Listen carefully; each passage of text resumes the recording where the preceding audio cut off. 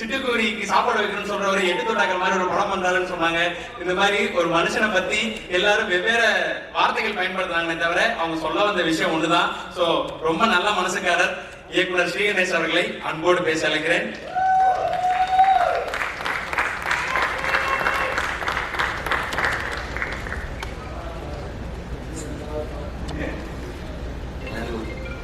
Mimicry வேறு சொன்னாங்க, இப்படி ஸோ எல்லாருக்கும் பத்திரிகை நண்பர்கள் வந்த எல்லாருக்கும் ரொம்ப நன்றி. ரொம்ப இமோஷ்னலாக இருக்கு. லைஃப்பில் நிறைய அண்ணன்கள் நண்பர்கள் இப்படி நிறைய பேர் சம்பாதிச்சிருக்கோன்ட்டு ரொம்ப ஹாப்பியாக இருக்கு.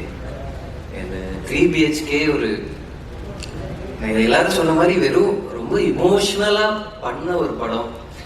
வேற எதையும் ரொம்ப யோசிக்காம வெறும் ஹார்ட்ஃபுல்லா ஒன்று பண்ணிடணும்னு பண்ண ஒரு படம். அதை பத்தி இன்னைக்கு பேசுற எல்லாரும் இவ்வளவு இமோஷனலா ரியாக்ட் பண்ணும்போது நம்ம என்ன நினைச்சோமோ அது நடந்துருச்சுன்றது ரொம்ப சந்தோஷமா இருக்கு. அந்த படம் பத்தி நான் அப்படியே ஒவ்வொருத்தரா எல்லாரும் பத்தியும் சொல்லிடுறேன். முதல்ல அருண் விஸ்வா பிரதருக்கு இருந்து ஆரம்பிக்கிறேன். இந்த படத்தை முதல்ல இந்த ஸ்கிரிப்டை படிச்சு நம்பி இதை ஒரு படமா ஆக்கலாம் பிரதர்னு சொன்னது அருண் பிரதர் தான். உண்மையில நான் கூட இதை ஒரு படமா ஆக்க முடியுமா, இது ஒரு கமர்ஷியலா இருக்கா தெரியலையே அப்படின்லாம் தயங்கின அந்த நேரத்துல பிரதர் இந்த கதையை நம்ம சொல்லுவோம், இந்த கதையில எனக்கு இந்த கதை அவ்வளவு எமோஷனலா கனெக்டா இருக்கு, இந்த கதையை நம்ம பண்ணுவோம்னு என்கிட்டேருந்து அதை எடுத்து ஷோல்டர் பண்ணிக்கிட்ட முதல் பர்சன் அருண் பிரதர் தான். அவருக்கு தேங்க்ஸ் சொல்லிக்கிறேன். அதுக்கப்புறமா இந்த கதைக்கு அடுத்து வந்தது சித்தார்த் சார். அவர்கிட்ட நான் இதே மாதிரிதான் தயங்கினேன். சார் என்கிட்ட ஒரு கதை இருக்கு, ஆனா இது ஒரு மெயின் ஸ்ட்ரீம் படமான்னு கூட எனக்கு தெரியல அப்படின்னு நான் தயங்கிட்டே சொன்னேன். சித்தார்த் சார் வாங்கி அந்த ஸ்கிரிப்டை படிச்சு இதுல ரொம்ப முக்கியமான விஷயம், அப்போ ஒரு பெரிய வெற்றியில இருந்தாரு. சித்தா மிகப்பெரிய அளவுல கொண்டாடப்பட்ட அந்த நேரத்துல அவர் என்னைய ஞாபகம் வச்சு உங்ககிட்ட ஒரு கதை இருக்கா, உங்களோட ஒரு படத்துல நடிக்க நான் விரும்புறேன் அப்படின்னு சொன்ன அந்த மனசுதான் எனக்கு சித்தார்த் சார் நல்ல சினிமாவை எவ்வளவு தேடுறாரு அப்படின்றது இப்போ வரைக்கும் எனக்கு அந்த பெரிய ரெஸ்பெக்ட் இருக்கு. அதுக்கப்புறம் சித்தார்த் சார் வந்துதான் இந்த ஸ்கிரிப்டை அது ஒரு வேர்ஷனா இருந்தது. சித்தார்த் சாரோட அருண் பிரதரோட பேசிதான் அது இன்னும் ஒரு 2 டிராஃப்டா ஆச்சு. அது வேற ஒரு பொட்டன்ஷியலா இருந்த ஒரு ஸ்கிரிப்ட் அது வேற ஒன்னா இன்னும் வளர்ந்து இன்னைக்கு இப்படி ஒரு படமா இருக்கிறதுக்கு ரொம்ப முக்கியமான காரணம் சித்தார்த் சாரும் அருண் பிரதரும். அவங்க 2 பேருக்கும் நான் ரொம்ப தேங்க்ஸ் சொல்லிக்கிறேன்.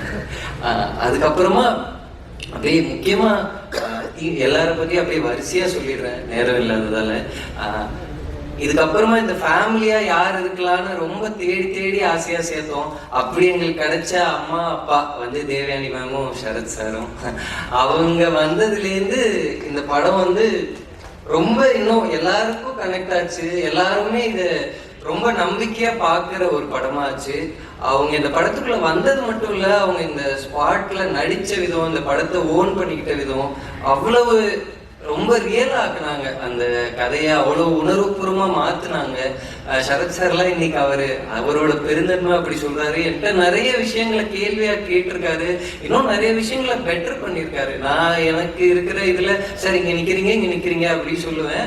அவரோட அனுபவத்திலேருந்து இல்ல நான் இந்த பேக் மீதா கிட்ட கொடுக்குறேன், ஆமா தேவயானி மேம் சமைச்சுக்கிட்டு இருப்பாங்க, ஒரு ரியலா ஒரு வீடு இருந்தா எப்படி இருக்குமோ அதை அப்படி அந்த வீட்டை ரொம்ப லைவா கிரியேட் பண்ணது Siddharth sir, Sarath sir, Devayani ma'am, Meetha, இவங்க எல்லாரும் தான். நான் மீதாவுக்கும் நிறைய இடத்துல தேங்க்ஸ் சொல்லியிருக்கேன். நான் இன்னொரு வாட்டி இங்கேயும் சொல்லணும். இன்னைக்கு ஒரு சக்சஸ்ஃபுல் ஹீரோயினா ஒரு படம் கொடுத்துட்டு ஒரு ஹீரோக்கு சிஸ்டர் ரோல் அப்படின்னு ஒருத்தர் கதை சொன்னா யாரா இருந்தாலும் அதுல நிறைய பயம் இருக்கும், இது டைப் காஸ்ட் ஆயிருமான்னு சொல்லிட்டு. ஆனா அவங்க ஸ்கிரிப்டை படிச்சு இந்த ஸ்கிரிப்ட் மேல இருக்கிற ட்ரஸ்ட்ல மட்டுமே அவங்க கெரியர்ல ஒரு பெரிய ரிஸ்க் எடுத்து இந்த படத்துல நடிச்சாங்க. ஸோ அதுக்கு I am always thankful for Meetha. And also எனக்கு அவங்க கொடுத்திருக்கிற பர்ஃபார்மன்ஸை இப்ப பார்க்கும்போது மீதா இந்த படத்துக்கு அவ்வளவு ஆட் பண்றாங்க. அவங்களோட ஷூஸை வேற ஒருத்தர் ஃபில் பண்ணிருக்க முடியுமான்னு எனக்கு தெரியல. Thank you Meetha, thank you. And then Chaitra வந்து சொன்னாங்க, நான் லாங்குவேஜ் ஒரு வேர்ட் கூட தெரியாம இந்த படத்துக்கு வந்து நடிச்சேன்னு சொல்லிட்டு. ஆனா அவங்கள மீட் பண்ண ஃபர்ஸ்ட் டேவே அவங்களோட எனர்ஜியை பார்த்ததுலேருந்து, அவங்க இந்த படத்துக்கு அந்த ஒரு சீனுக்கு அவங்க அவ்வளோ இமோஷனலா ரியாக்ட் பண்ணதை பார்த்ததுலேருந்து என்னால வேற யாரையுமே யோசிக்க முடியல அந்த ரோலுக்கு. ஸோ இப்போவுமே நீதா வந்து இந்த படத்துல அவங்களால படம் ஃபுல்லா அவங்களுக்கு ஒரு ரோல் எழுத முடியல, அவங்களோட பிரசன்ஸ் இன்னும் வச்சிருக்கலாமேன்ற ஏக்கம் எனக்கு இருக்கு. சாரி சைத்ராவோட இருக்கு. ஆனாலும் அவங்க சில சீன்ஸ்ல அவங்க பெர்ஃபார்ம் பண்ணியிருக்கிற விதம் நான் பார்க்கும்போது இப்போ வரைக்கும் எனக்கு இமோஷனலா மூவிங்கா இருக்கு சைத்ராவோட பெர்ஃபார்மன்ஸ். முக்கியமா ஒரு சீன் இருக்கு, அதை நீங்க எல்லாருமே படம் வந்த உடனே ஞாபகம் வச்சு நிச்சயமா சைத்ராவோட பெர்ஃபார்மன்ஸ்க்கு அந்த ஒரு சீன் இந்த படத்துல இன்னைக்கு ஞாபகம் இருக்கும் அப்படின்னு நான் நம்புறேன். So thank you Chaitra, thank you. அதுக்கப்புறமா யோகி பாபு அண்ணன் இந்த படத்துல நடிச்சிருக்காரு. ஸோ அவருக்கு பெரிய தேங்க்ஸ். அவர் வந்து இந்த படத்துக்கு அவ்வளோ அழகா ஒன்று கான்ட்ரிபியூட் பண்ணியிருக்காரு. இந்த படத்துக்குள்ள இருக்கிற ஸ்பேஸ் அவ்வளவு பியூட்டிஃபுல்லா ஒரு ஹியூமர் ஒன்று கிரியேட் பண்ணியிருக்காரு. யோகி பாபு அண்ணா தேங்க்ஸ். இன்னும் நிறைய ஆக்டர்ஸ் இந்த படத்துல இருக்காங்க. சதீஷ், ஆவுடேப்பன் பிரதர், தலைவாசி விஜய் சார், சுப்பு பஞ்சு சார், சரஸ்வதி மேனன், எல்லாருக்கும் மிகப்பெரிய தேங்க்ஸ். இந்த படம் நிச்சயமா அவங்களோட கெரியர்ல ஒரு மெமரபிளான படமா இருந்தா ரொம்ப சந்தோஷம். அப்புறம் விவேக் பிரசன்னா பிரதர்லாம் அவர் நிறைய பெரிய ரோல்ஸ் பண்ணியிருந்தாலும் என் மேல இருக்கிற அன்புல, இந்த ஸ்கிரிப்ட் மேல இருக்கிற இதுல இந்த ரோலை வந்து பண்ணாரு. பட் இப்ப படமா பார்க்கும்போது அவர் பண்ணியிருக்கிறதால அதோட இம்பாக்ட் ரொம்ப அதிகமா இருக்கு. ஸோ இந்த படத்துல நடிச்ச ஆக்டர்ஸ் எல்லாருக்கும் தேங்க்ஸ் சொல்லிக்கிறேன். அதுக்கப்புறமா டிஓபி, ஸோ நான் ஜித்துனோட அவர் பண்ண படங்களோட ஸ்கிரீன்ஷாட்ஸை யூஸ் பண்ணி லுக்கா நிறைய பேருக்கு காட்டியிருக்கேன் இந்த படத்துக்காகவே. கடைசியில் அவரே இந்த படத்தை வந்து பண்ண முடிஞ்சது எனக்கு ரொம்ப ஹாப்பியா இருந்தது. ஸோ ஜித்தின் ஒரு 2 இம்பார்ட்டன்ட் போர்ஷனை இந்த படத்துல ஷூட் பண்ணியிருக்காரு. அதுக்கப்புறமா அவரு வேற விசா இஷ்யூஸ் இருந்தது, அப்ராட்ல ஒரு ஷூட் பண்ண வேண்டி இருந்ததால டேட் இஷ்யூஸ், அந்த இன்னொன்று இந்த படத்துல நிறைய லுக்ஸ் இருக்கு. ஸோ அதனால எங்களால் அட்டஸ்ட்ரிச்சா இந்த படத்தை எடுக்க முடியல. நிறைய வெயிட் பண்ணி அந்த வெயிட் கெயின் எல்லாத்துக்கும் வெயிட் பண்ணி ஒரு 8 months எடுத்தோம் இந்த படத்தோட ப்ராசஸ். ஸோ அதனால ஜித்தின் பண்ண முடியாத ஒரு சூழல்ல டிகே பிரதர் இந்த படத்துக்கு உள்ள வந்து அந்த படத்தை மிட்வேல டேக் ஓவர் பண்ணி அவர் பண்ணியிருக்கிற ஒர்க்குக்கு I am always thankful to DK brother. So வந்து நான் இன்ஃபேக்ட் நான் வந்து ஜித்தின் கிட்ட டிகே பிரதர் பண்றாருனப்ப ஜித்தின் ரொம்ப ஹாப்பியா சொன்னாரு, நான் ரொம்ப இன்ஸ்பிரேஷனா பார்த்த ஒர்க்கு அவரோடது அப்படின்னு சொல்லிட்டு. ஸோ எனக்கு ஜித்தின் டிகே 2 பேருக்கும் மிகப்பெரிய தேங்க்ஸ். அப்புறம் நான் எடிட்டர் கணேஷை பத்தி நிறைய சொல்லணும். எனக்கு ரொம்ப ஒரு எடிட்டர் படத்தை ஓன் பண்ணிக்கிட்டா அது எவ்வளோ ஹெல்ப்ஃபுல்லா இருக்கும்னு நான் கணேஷோட ஒர்க் பண்ணும்போது தெரிஞ்சுக்கிட்டேன். அவர் எடிட்டரா மட்டும் இல்லாம அவர் ஒரு ரைட்டரா, ஒரு ஃபிலிம் மேக்கரா அவ்வளோ பெர்ஸ்பெக்டிவ் இந்த படத்துக்கு கொடுத்துட்டே இருந்தாரு. அவர் நிறைய விஷயங்களை இப்ப நான் கவனிக்காத ஒரு பெர்ஸ்பெக்டிவை கொண்டு வந்து இந்த படத்தோட ஸ்டோரி டெல்லிங்கை இன்னுமே பெட்டரா ஆக்கியிருக்காரு. So Ganesh thank you. உங்களோட ஒர்க் பண்ணது எனக்கு ரொம்ப ஒரு ஐ எம் வெரி தேங்க்ஃபுல். உங்களோட ஒர்க் பண்ணதுக்கு நான் எப்பவுமே ஞாபகம் வச்சிருப்பேன் உங்களோட ஒர்க்கை. தேங்க்யூ கணேஷ். அப்புறம் அம்ரித்.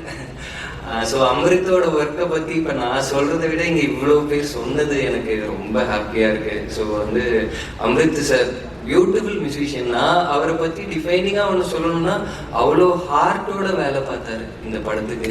ஒவ்வொரு சாங்கும் இதை பண்ணும்போது நாங்கள் எதையுமே மெக்கானிக்கலாக அப்படி பண்ணலை. அவர் கீபோர்டில் வாசிக்கும் போது அந்த டியூன் அவர் கொஞ்சம் கொஞ்சமாக ஃபார்ம் பண்ணுறத பக்கத்துல இருந்து பார்த்த ஒரு எக்ஸ்பீரியன்ஸ் வந்து எனக்கு ரொம்ப அது மறக்க முடியாத ஒரு எக்ஸ்பீரியன்ஸாக இருந்தது. ஸோ ரொம்ப ஹார்ட்ஃபுல்லாக ஒரு ஒர்க் அப் பண்ணியிருக்கோம் இந்த படத்தோட மியூசிக்கு. அந்த மியூசிக் வந்து அம்ரித்தோட மியூசிக் இவ்வளோ பேர் இமோஷனல் ஆக்குது. இன்னும் இப்போதான் ஆல்மோஸ்ட் இந்த 2-3 டேஸா டே அண்ட் நைட்டா ஒர்க் பண்ணிட்டு இருந்தோம். இன்னைக்கு காலையில் தான் ஃபர்ஸ்ட் ஹாஃபோட மிக்ஸை முடிச்சோம். ஸோ அதனால இப்போ இன்னுமே ஒரு கம்ப்ளீட்டா இருக்கிற மியூசிக் இன்னுமே ஆடியன்ஸை ரொம்ப மூவ் பண்ணணும்னு ரொம்ப மனசார நம்புறோம். ஸோ வந்து அம்ரித்துக்கு பெரிய தேங்க்ஸ். அதுக்கப்புறம் ஏன்னா ஆர்ட் டைரக்டர், காஸ்டியூம் டிசைனர் அவங்க 2 பேரை பத்தி சொல்லணும். Art director Vinod Rajkumar brother, அவர் இந்த இடத்துல வர முடியல. அவருமே இந்த படத்துல வந்து நிறைய சில சர்ப்ரைஸான சில செட் பீசஸ் இருக்கு, சில செட்ஸ் இருக்கு இந்த படத்துல. ஆனா அது நமக்கு செட்டுன்னே தெரியாத அளவு அது ரொம்ப ரொம்ப கஷ்டப்பட்டு ரியலா ஒர்க் பண்ணியிருக்காரு. அது நீங்க படமா பார்க்கும்போது அது செட்டா ஏன் கிரியேட் பண்ணணுன்றது உங்களுக்கு ரியலைஸ் பண்ண முடியும்னு நினைக்கிறேன். அதர் தன் தட் எங்களுக்கு ஷூட் பண்றதுக்கும் ரொம்ப ஹெல்ப்ஃபுல்லா இருந்தது. செட்ல ஷூட் பண்ண நிறைய இடங்கள் அதை அவர் ரொம்ப ரொம்ப நல்லா ஒர்க் பண்ணாங்க. ஆர்ட் டிபார்ட்மெண்ட் வந்து அவங்களுக்கு தேங்க்ஸ் சொல்லிக்கிறேன். இன்னொன்று, நான் இது வரைக்கும் அந்த டீசர்ல எல்லாத்தையுமே அந்த வேற வேற பீரியட்டை ஒர்க் பண்ணியிருக்கோம். அதுக்கு கிடைச்ச பாராட்டு ரொம்ப சந்தோஷமா இருந்தது. ஸோ அதுக்கு ஆர்ட் டிபார்ட்மெண்ட்டுக்கு பெரிய தேங்க்ஸ் சொல்லிக்கிறேன்.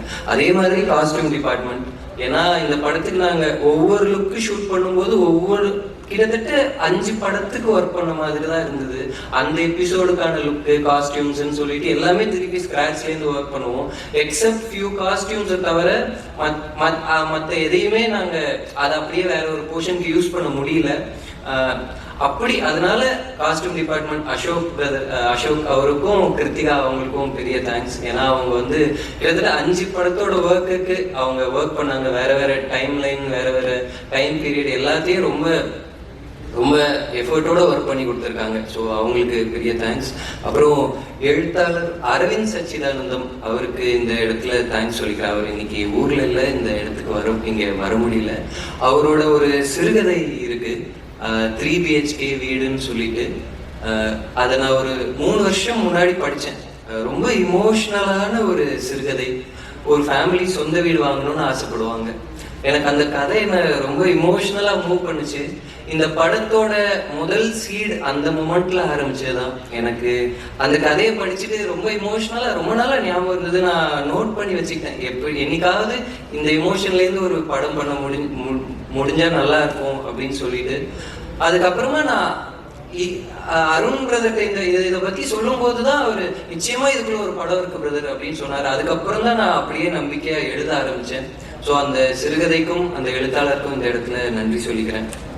அதுக்கப்புறமா மற்ற எல்லா டீமும், சுரேன் இப்போ கூட அவங்க டே அண்ட் நைட்டாக ஒர்க் பண்ணிட்டு இருக்காங்க. சவுண்ட் டிபார்ட்மெண்ட், முக்கியமாக மேக்கப் டிபார்ட்மெண்ட், அவங்க அவ்வளோ ஏஜிங் எல்லாமே பண்ணியிருக்காங்க. ஸோ இது எல்லாருக்கும் மிகப்பெரிய நன்றி. நான் நேரம் இல்லாதால ரொம்ப அவசரமாக சொல்லி முடிச்சிட்டேன். இந்த படம் மிக முக்கியமாக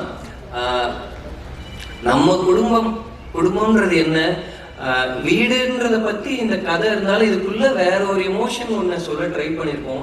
வாட் இஸ் ஹோம் அப்படின்றது, நம்ம ஹோமா நினைக்கிறது நம்மளோட ஃபேமிலியை, நம்ம ரொம்ப நம்புற சில மனிதர்களை, அந்த இமோஷன்ஸை குடும்பம்னா என்னன்றத ரொம்ப உணர்வுபூர்வமா பேச ட்ரை பண்ணியிருக்கோம்.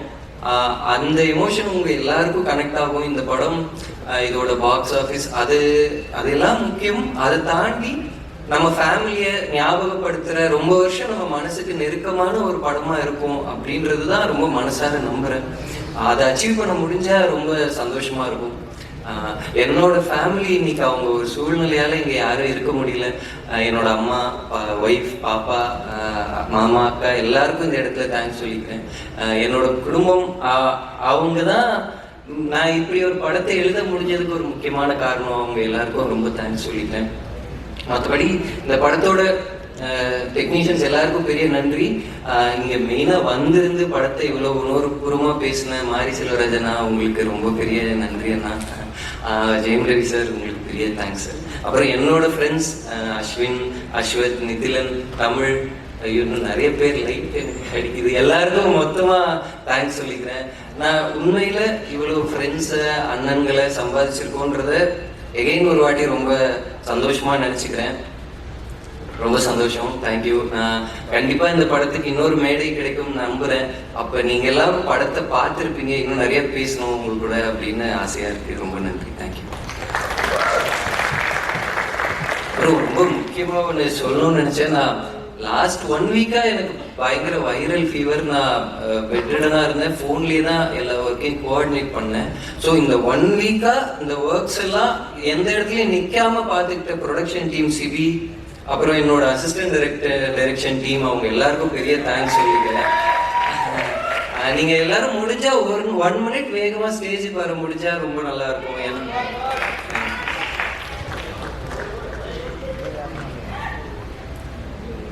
கொஞ்சம் அப்படியே வேகமா ஓடி வந்துருங்க, ஷூட்ல ஓடுற மாதிரி.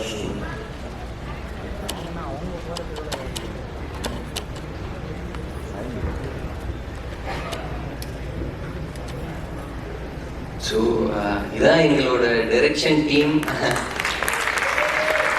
ஜெய் அவர் தான் ஃபர்ஸ்ட் ஏடி, எல்லாரையும் கோஆர்டினேட் பண்ணி என்னோட பாதி ப்ரெஷரை அவர் தான் ஹேண்டில் பண்ணுவார். So thank you Jai.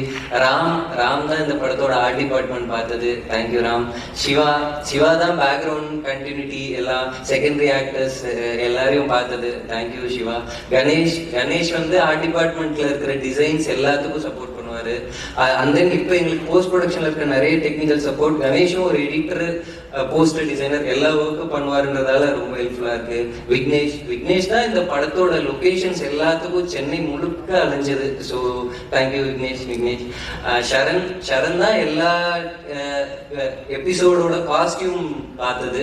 ஸோ எல்லாத்தோட கண்டினியூட்டியை மெயின்டைன் பண்றதா இருக்கட்டும், இந்த எபிசோடுக்கு இந்த கைண்ட் ஆஃப் பேட்டர்ன்ல காஸ்டியூம்ஸ், அதோட ஃபேப்ரிக்கை ஃபாலோ பண்றது வரைக்கும் சரண் ரொம்ப சின்சியரா ஃபாலோ பண்ணுவாரு, thank you Charan. And then Nishanth and Gautam, அவங்க 2 பேரும் வந்து ஸ்பாட்ல வந்து லாஸ்ட் மினிட்ல ஜாயின் பண்ணி பேக்ரவுண்டு எல்லாரையும் கண்ட்ரோல் பண்ணி ஒர்க் பண்ணது அவங்க தான். பல நேரத்துல நான் அவங்களோட டைரக்டா பேசக்கூட முடிஞ்சதில்ல. அவங்க ஜஸ்ட் சிவாவோட கோஆர்டினேட் பண்ணி இந்த படத்துல இருக்க பேக்ரவுண்ட் ஆக்டிவிட்டியை பார்க்கும்போதுலாம் நான் இவங்க 2 பேர் தான் நினைப்பேன். ஸோ இன்னைக்கு அதனால தான் அவங்களையும் ஸ்டேஜ்ல ஏற்றி பார்த்தது ரொம்ப சந்தோஷம்.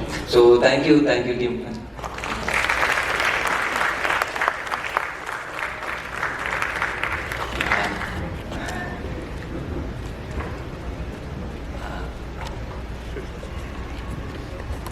எல்லாருக்கும் பெரிய அதே மாதிரி நான் கடைசியா ஒன்று சொல்லி முடிச்சுக்கிறேன்.